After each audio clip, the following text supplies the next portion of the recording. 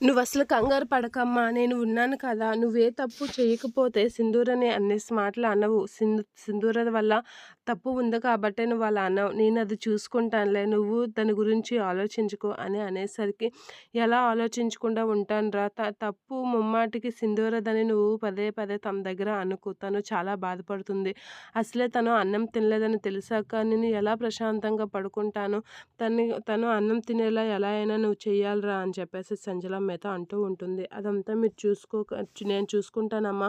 నువ్వేం కంగారు పడకు. నువ్వు ఫస్టు కళ్ళు మూసి నిద్రపో పో పడుకో అని చెప్పేసైతే అంటూ ఉంటాడు చంటి. అలా అనేసరికి, అది కాదు చంటి, సింధూరని చాలా బాధ పెట్టాను. సింధూర ఎలా అయినా సరే తను అన్నం తినేలా చెయ్యు. తన బాధ తొలగేలా చెయ్యి. భర్తగా నువ్వు తనని దగ్గరికి తీసుకొని తనతో మాట్లాడు. పదే పదే తప్పు చేశావని నువ్వు ఒక్క మాట కూడా అనకు. తనని నెమ్మదిగా బుజ్జగించు.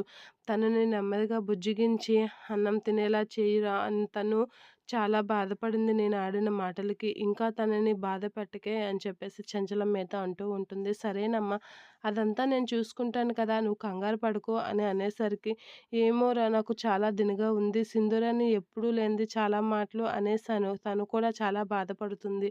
చాలా దినగా అంటుంది. ఆ మాటలన్నీ తలుచుకుంటేనే చాలా బాధగా అనిపిస్తుంది అంటూ చంచలమైతే చంటితో మాట్లాడుతూ ఉంటుంది.